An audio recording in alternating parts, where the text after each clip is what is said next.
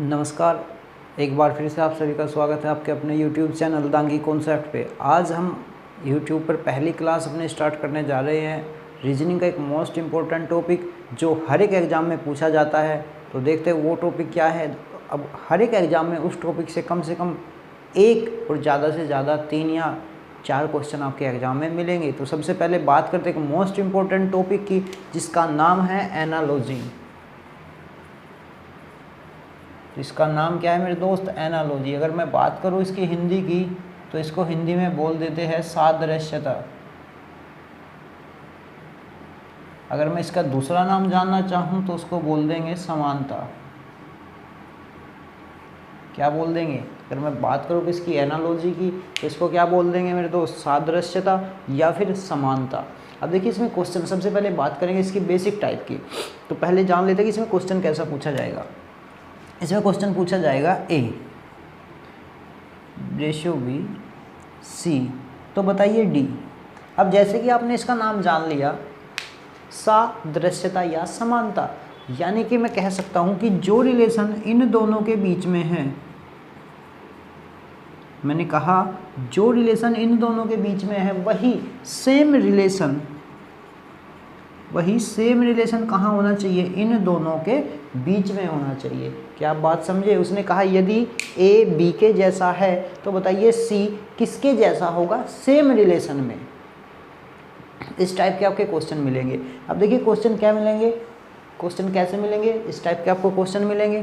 तो जैसे कि अगर मैं बात करूं इस टाइप की बात, सबसे पहले हम चलते हैं इसकी टाइप की तरफ कि टाइप क्या क्या बनेगी इसमें।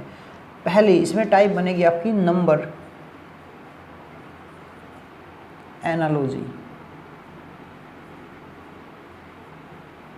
नंबर एनालॉजी जिसको हम बोल देंगे संख्या सादृश्यता।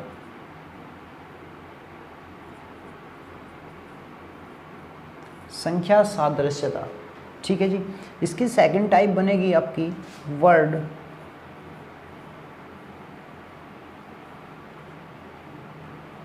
Word analogy. इसको हम बोल देंगे शब्द सादृश्यता।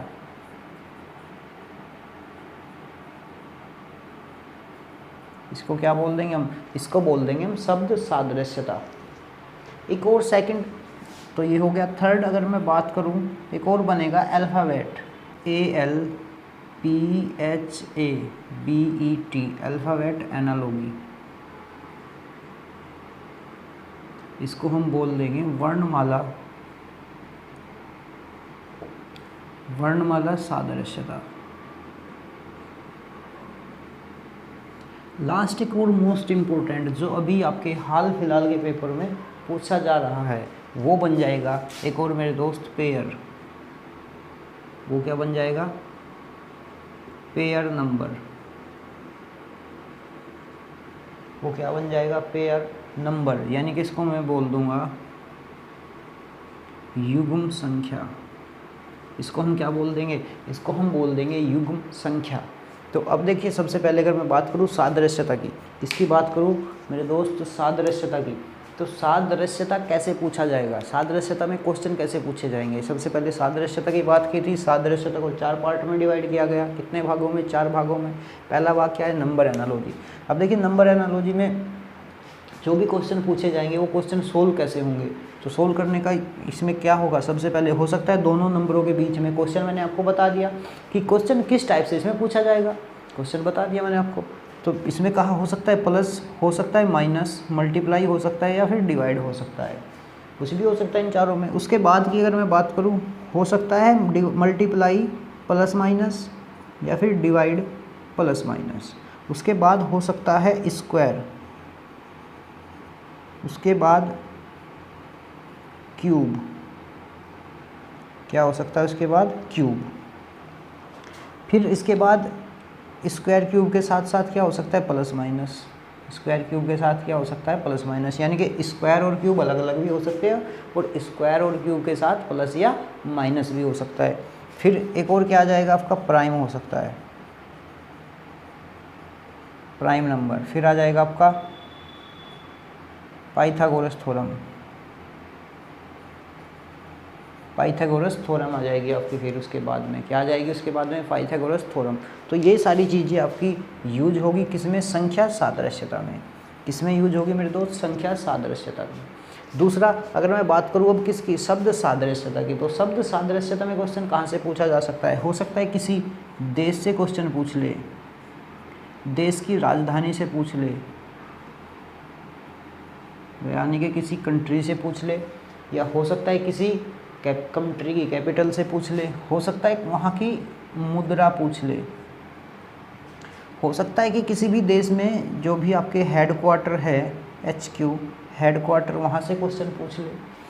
अब इसमें क्या आ जाएगा, साइंस की अगर मैं बात करूँ, साइंस में आ जाएगी आपकी यूनिट, इकाई पूछ लेगा कि जैसे ज्योति तीव्रता किसकी है, कैंडिला की, कैंडिला की क्या इकाई, ज्योति तीव्रता है, तो ऐसे ही यूनिट पूछ ले। इसके अलावा क्या हो सकता है, किसी भी राज्य से पूछ ले, राज्य के बाद राज्य की राजधानी, मुद्रा, उसकी राज्य की क्या होगी, राजधानी, मुद्रा तो देश की सही रहेगी, तो वहाँ पे आ गया।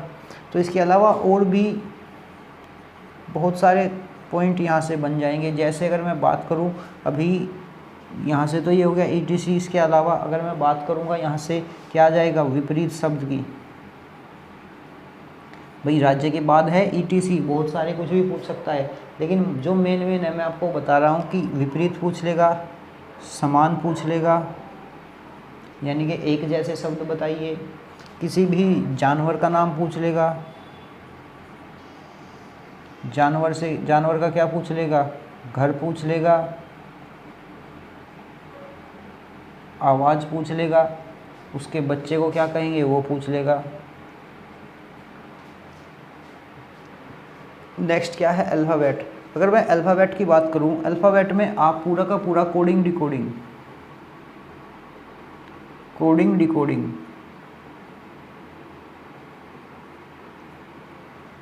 कोडिंग डिकोडिंग जब आप पढ़ लोगे तो वो किस में आ जाएगा आपका, वो आ जाएगा आपका अल्फ़ाबेट में। जैसे ही कोडिंग डिकोडिंग आपका कंप्लीट हो जाए, कंप्लीट पूरी की पूरी कोडिंग डिकोडिंग किस में है, अल्फ़ाबेट में। इसमें फ़र्क क्या रहेगा, जैसे इसमें मैं क्वेश्चन एग्जांपल दूँ आपको कि इसमें रहेगा कि AZ बराबर BY, तो बताइए CX, तब क्या क्या कह सकते हो भाई, A के अपोजिट Z है, B के अपोजिट Y, C के अपोजिट कौन है, X है, तो नेक्स्ट क्या बन जाएगा, D के अपोजिट DW बन जाएगा। ये तो पूछा गया आपका किस में, समानता यानी कि सादृश्यता में। अगर इसी को मैं पूछ लूँ, उसको क्या दे देगा कि भाई यदि मैं AZ को BY लिखूँ तो ये किस में आ जाएगा, कोडिंग डिकोडिंग में। तो बताइए CX को क्या लिखूँगा, तो CX को क्या लिख देंगे हम, DW लिख देंगे। अगर ऐसे करके पूछ लेगा कि यदि AZ को हम किसी भाषा में, किसी कूट भाषा में BY लिखते हैं तो CX को उसी कूट भाषा में क्या लिखेंगे, तो ये क्वेश्चन किसका हो जाएगा। अगर इस टाइप से पूछ लेगा तो ये क्वेश्चन बन जाएगा का कोडिंग डिकोडिंग का। अगर उसने ऐसे पूछ लिया तो ये क्वेश्चन किसका है, सादृश्यता का है। क्लियर। अब यहाँ अगर मैं बात करूँ युग्म संख्या, युग्म संख्या यानी कि पेयर, अब ये इम्पोर्टेंट है आपका। यहाँ से रेलवे ग्रुप डी की अगर मैं बात करूँ, 1 से 2 क्वेश्चन यहाँ से केवल इसी से पूछा जा रहा है, 2 क्वेश्चन इससे पूछे जा रहे हैं और 1 क्वेश्चन इन तीनों में से पूछा जा रहा है। बाकी अलग अलग टॉपिक से बहुत सारे क्वेश्चन पूछे जा रहे हैं।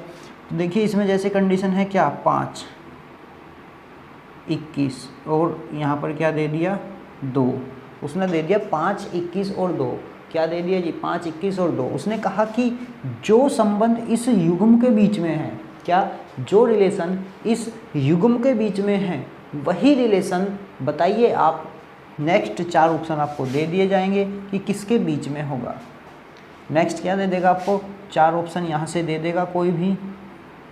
उसने कहा कि जो रिलेशन इस युग्म के बीच में है वो हो सकता है। कंडीशन क्या है इस युग्म के बीच में, जैसे ही मैं कहूँ कि भाई 5 का स्क्वायर प्लस 2 का स्क्वायर कितना 4, तो बनेगी नहीं बात। अगर मैं कहूँ 5 का स्क्वायर कितना 25, 2 का स्क्वायर 4, 25 में से 4 गए तो कितना बना 21 बना। हो सकता है किसी ऑप्शन में इस टाइप से आंसर पूछ रखा हो, या फिर हो सकता है कि आप 5 और 2 7, 7 ये 21। तो ऑप्शन पे डिपेंड करेगा कि उसने आंसर किस हिसाब से पूछा है, कौन से लॉजिक से उसने आंसर पूछा है।